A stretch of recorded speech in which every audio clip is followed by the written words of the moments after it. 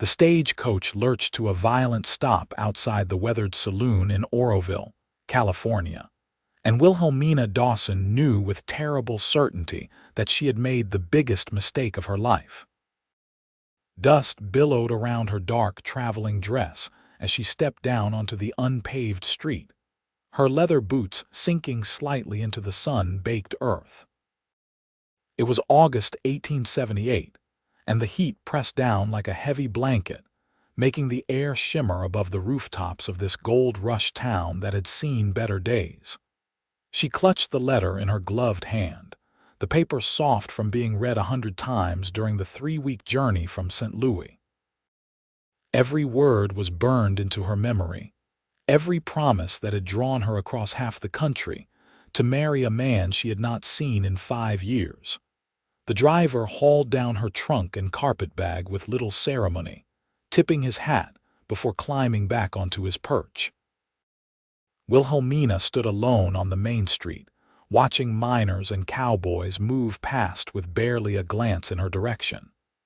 She smoothed her hands over her dress, wishing she had something finer to wear for this reunion, but the journey had been long and expensive.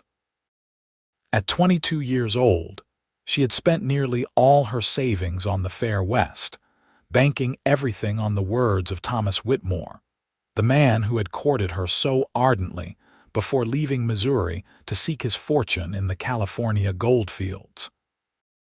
She looked down at the letter again, though she knew every line. "My dearest Wilhelmina, I have established myself here in Oroville and am ready to make you my wife. The town has a proper church and a minister. Come as soon as you are able and we shall begin our life together." Her heart hammered against her ribs as she scanned the street for his face. He had promised to meet the Wednesday stage, and she had written him 3 times with her travel plans. Surely he had received at least one of her letters. "Miss, you looking for someone?" Wilhelmina turned to find an elderly woman with kind eyes watching her from the doorway of a general store. "Yes, I'm looking for Thomas Whitmore. Do you know him?" The woman's expression shifted, something like pity flickering across her weathered features. "I know him. He runs the assay office down past the bank. But miss, I should tell you, thank you." Wilhelmina did not wait to hear more. She gathered her skirts and walked in the direction the woman had pointed, leaving her trunk by the saloon door. Her heart was beating so fast she felt dizzy, but she told herself it was merely the altitude and the heat. Everything would be fine once she saw Thomas again. The assay office was a small wooden building with a painted sign hanging crooked above the door. Through the window, she could see a man bent over a desk, his profile familiar enough to make her breath catch. She pushed open the door and a small bell chimed above her head. Thomas Whitmore looked up, and for a moment, his face went completely blank. Then recognition dawned, followed by something that looked horribly like alarm. "Wilhelmina." He stood so quickly his chair scraped across the floor. "What are you doing here?" The words hit her like a physical blow. "What am I doing here? Thomas, you asked me to come. You sent me a letter telling me to come west so we could be married." He ran a hand through his hair, which was thinner than she remembered.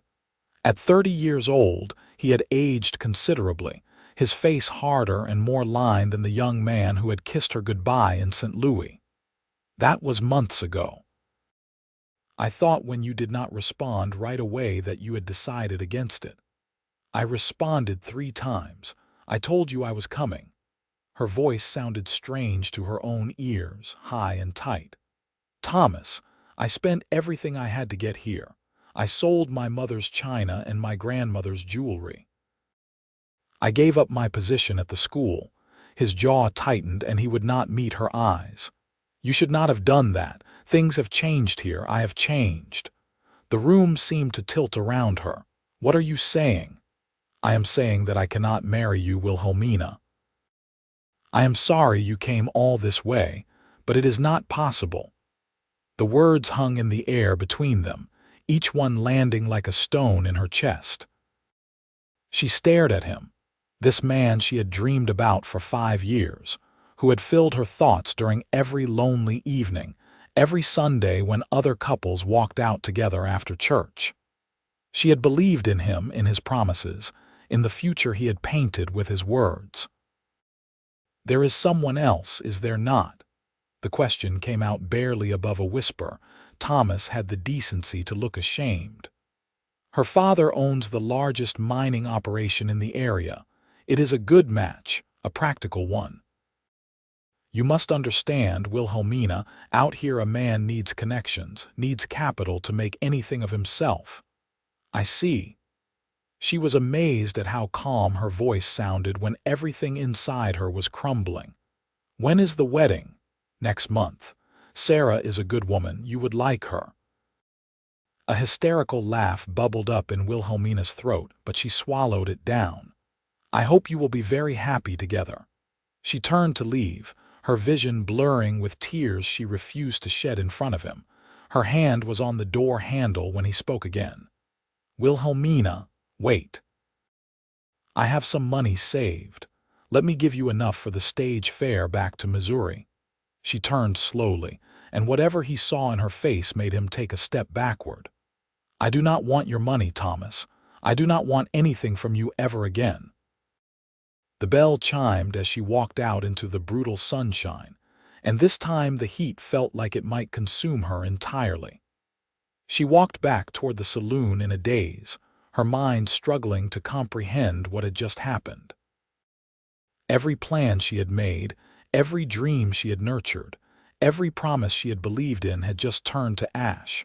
Her trunk was still where the driver had left it. But now a man was sitting on it, long legs stretched out in front of him, a wide-brimmed hat pulled low over his eyes. He looked up as she approached, and she got an impression of a lean, sun-darkened face and pale gray eyes that seemed to see more than they should. "This yours?" He had a deep voice with a slight drawl, and he gestured to the trunk beneath him. "Yes." "I apologize. I did not mean to leave it in your way." He stood in one smooth motion, tall enough that she had to tilt her head back to look at him. He was younger than Thomas, perhaps 25 or 26, with dark hair that curled slightly at his collar, and a face that might have been handsome if it were not for the jagged scar that ran from his left eyebrow to his cheekbone. "Not in my way at all. I was just making sure nobody walked off with it. Owen Ellis, at your service." He touched the brim of his hat in a gesture that seemed more natural than practiced. "Wilhelmina Dawson." She tried to smile, but her face felt frozen. Those gray eyes studied her for a long moment. "You all right, Miss Dawson? You look like you have had some bad news." "I am perfectly fine." The lie was automatic, but her voice broke on the last word. She pressed her hand to her mouth, horrified to feel tears finally spilling over onto her cheeks. "Here now." Owen's voice gentled, and he pulled a clean handkerchief from his pocket. "Why do not you sit down for a minute? This heat can be fierce if you are not used to it." She sank down onto her trunk, accepting the handkerchief and pressing it to her eyes. "I am sorry. This is terribly inappropriate." "Nothing inappropriate about being upset. We all have hard days." He crouched down in front of her, putting himself at her eye level. "You just get in on that stage," she nodded, not trusting her voice. "And I am guessing whoever you came to see did not exactly give you the welcome you were hoping for." The understanding in his tone made something break loose inside her chest. "He asked me to come west to marry him. I gave up everything to be here. And now he has decided to marry someone else instead, someone with a rich father who can advance his prospects." Owen's jaw tightened, and she saw anger flicker in those pale eyes. "Thomas Whitmore." It was not a question. She looked up at him in surprise. "How did you know?" "Because he has been courting Sarah Montgomery for the better part of 6 months, and everybody in town knows it. I did not know he had a woman coming from back east." He stood, his expression hardening. "That is low, even for Thomas. You know him." enough to know he is the kind of man who will do whatever serves him best, regardless of who gets hurt in the process.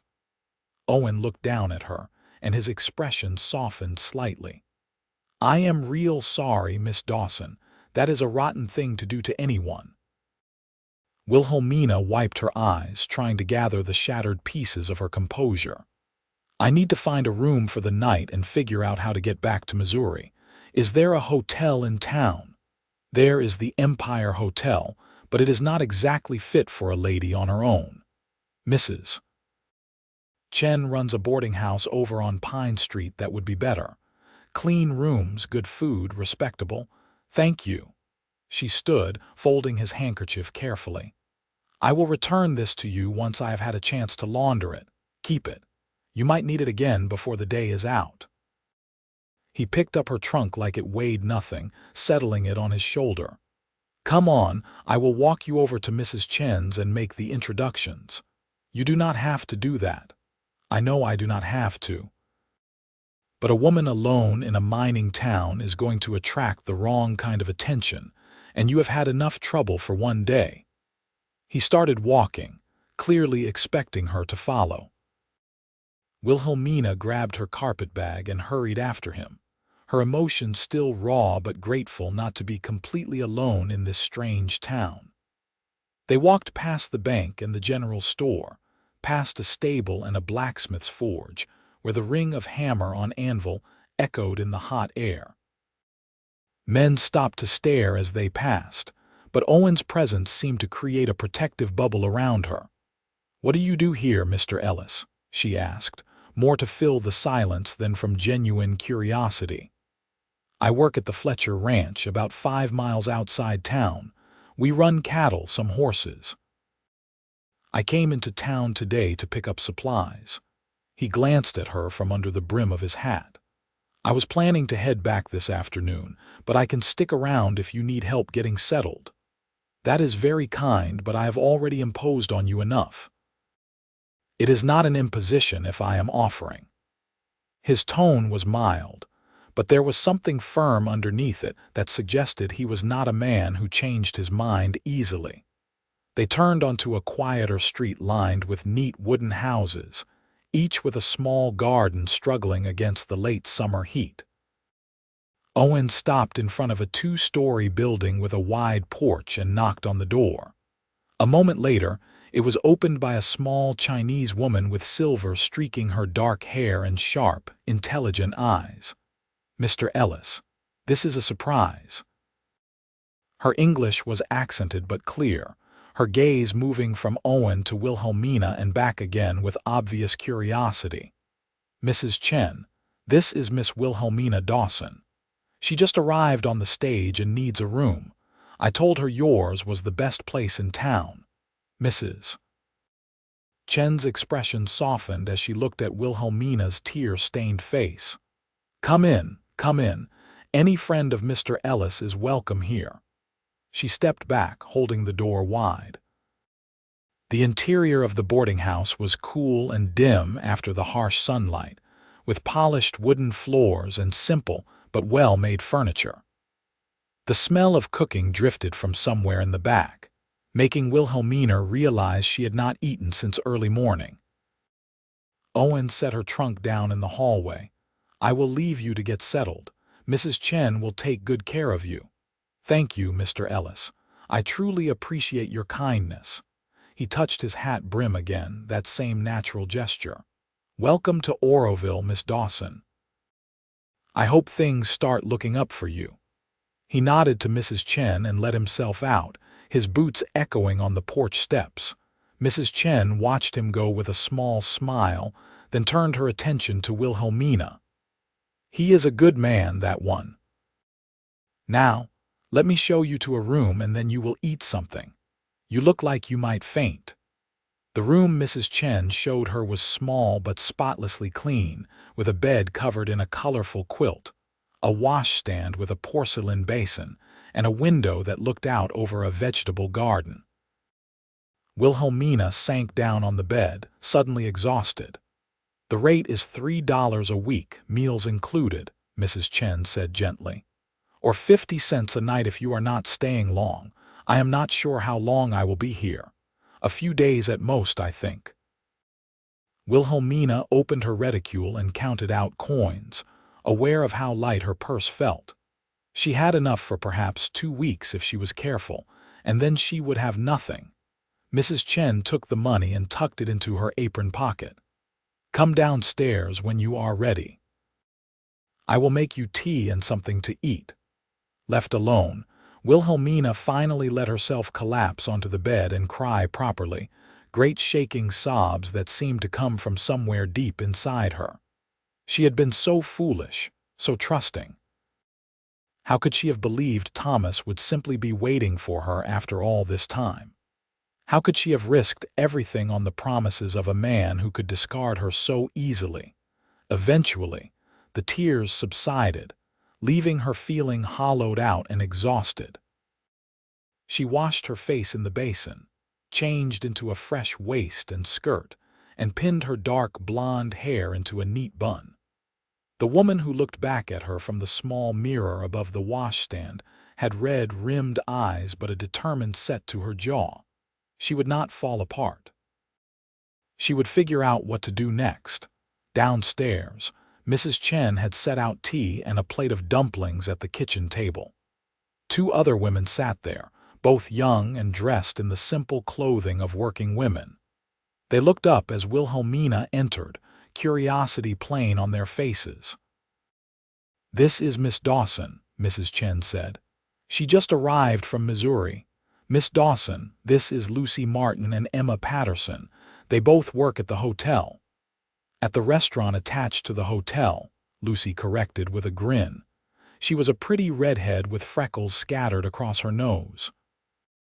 "We are waitresses, not working girls, in case you were wondering." Lucy, Emma, darker and more reserved, looked mortified. "Do not mind her, Miss Dawson. She has no filter. It is fine." Wilhelmina managed a small smile as she sat down. "Thank you for sharing your table." "Any particular reason you came to Oroville?" Lucy asked, ignoring Emma's warning look. "It is not exactly a destination for most folks these days. The big gold strikes are long gone." Wilhelmina hesitated, but there seemed little point in hiding the truth. In a town this size, everyone would know her business soon enough. "I came to marry a man I knew back in Missouri. Unfortunately, he has decided to marry someone else instead." "Let me guess," Lucy said darkly. "Thomas Whitmore." Wilhelmina stared at her. "How did everyone know?" "Because Sarah Montgomery has been crowing about landing him for months," Emma said quietly. "I am so sorry, Miss Dawson. That must have been a terrible shock." "Thomas Whitmore is a social climbing weasel," Lucy declared. "You are better off without him, believe me."